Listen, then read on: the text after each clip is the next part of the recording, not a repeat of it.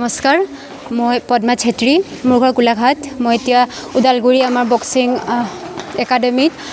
নতুন কোচ হিচাপে জয়েন কৰিছোঁ মোৰ 2 মাহ হৈছে আৰু মই ল'ৰা ছোৱালীখিনিক যিমান পাৰোঁ মই আগুৱাই লৈ যাম আৰু ল'ৰা ছোৱালীবিলাকে যাতে কষ্ট কৰে সবৰে নিজৰ সপোন পূৰ হয় মই যিমানখিনি পাৰোঁ মই চেষ্টা কৰি আছোঁ আৰু মই সদায় কৰি থাকিম অসমৰ নাম কৰিও মই আগুৱাই যাবলৈ বিচাৰোঁ আৰু ভাল ভাল খেলুৱৈ হ'বলৈ মই চেষ্টা কৰিম এইটো চেণ্টাৰত কিমানজন বক্সাৰ আছে হয় ল'ৰা আপোনাৰ 21 জন আছে আৰু ছোৱালী 16 জন আছে মৰ্নিং আপোনাৰ 5টাৰ পৰা প্ৰশিক্ষণ দিয়া হয় আৰু ইভিনিং 4টা বজাৰ পৰা আমি শুৰু কৰোঁ গোটেইখিনি ল'ৰা ছোৱালী আহে ল'ৰা ছোৱালীবিলাকেও কষ্ট কৰি আছে এতিয়া অলপ আগতে হৈ যোৱা ইণ্টাৰ ডিষ্ট্ৰিক্ট দেৰগাঁৱত আমাৰ ল'ৰা ছোৱালী 7জন মান খেলিব গৈছিলে আপোনাৰ সিলভাৰ মেডেল ব্ৰঞ্জ পাবলৈ সক্ষম হৈছে আৰু আপোনাৰ CBSE গেমতো আপোনাৰ উৰিষ্যাত হৈ যোৱাৰ এজনী গোল্ড পাইছে আৰু সিলভাৰ মেডেল পাই আমাৰ উদালগুৰি ডিষ্ট্ৰিক্টত গৌৰৱ কঢ়িয়াই আনিবলৈ সক্ষম হৈছে এইখিনিকে কৈ আৰু আগত কিবা খেলা আহি আছে নেকি এতিয়া আপোনাৰ খেল মহাৰণ হ'ব ছেপ্টেম্বৰত আৰু স্কুল নেশ্যনেলো আছে তাৰ বাবে আমি প্ৰেক্টিছ কৰি আছোঁ যিমান পাৰোঁ ঠিক thank you sir Christian centre नोंथांनि सिनायथिखौ होग्रोदो आंनि नामा धनेश्वर बसुमतारी आं बे धनेश्वर बसुमतारी बक्सिं ट्रेनिं सेन्टारनि प्रेसिडेन्ट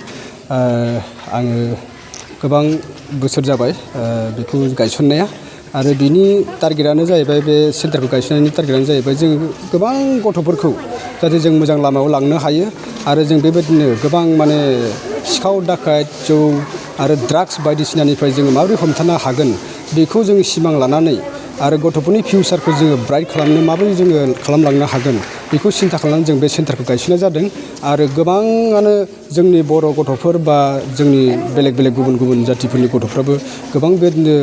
निसा जातियाव गोबां गोग्लैसोनानै दङ दा जों बेफोरखौ जों माबोरै बोखांनो हागोन जोङो 1 नम्बर जों बोखांनो हानायनि राहा लामायानो जाहैबाय जोंहा स्पर्ट्स जों बेखौ लानानै जोङो सिमां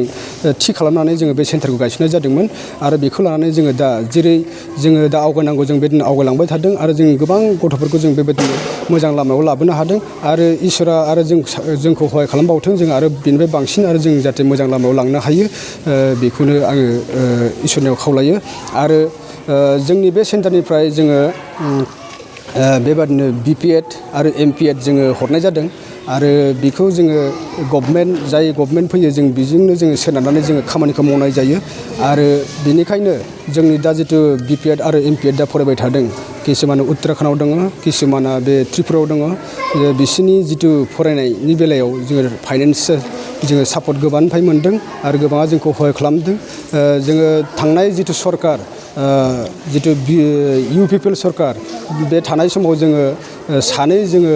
BPED आरो MPED जों खालामहोनो हाबाय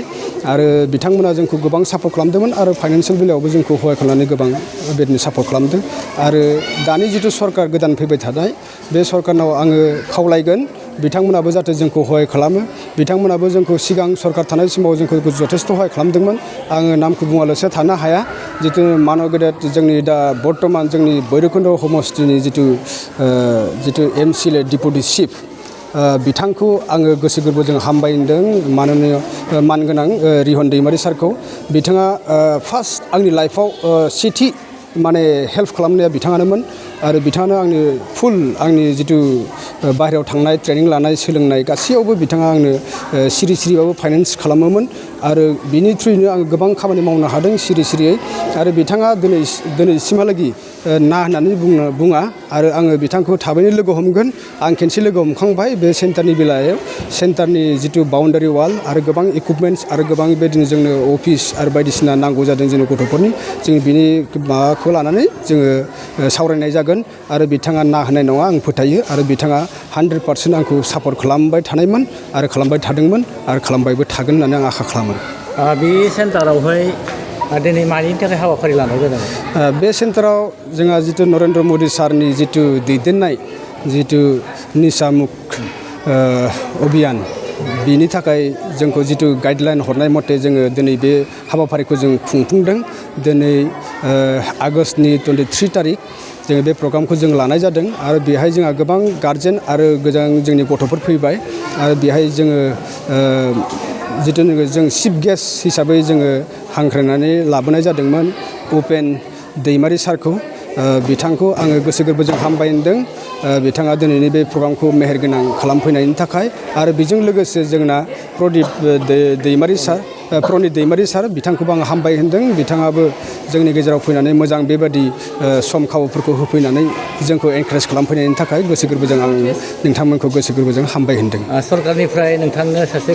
फोरोंग्राबो होदों बे बेलायाव मा बुंगोन?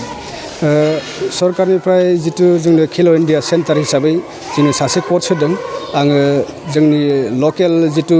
MLAफोर आरो जोंनि BTCनि जितु स्पर्ट्स EM आरो BTCनि जितु जोंनि दा DSO डाइरेक्टर अफिस आरो जोंनि अल आसामनि जितु डाइरेक्टर अफिसारफोरखौ आङो गोसो गोरबोजों हामबाय होनदों जोंनो नांगौखिनिखौ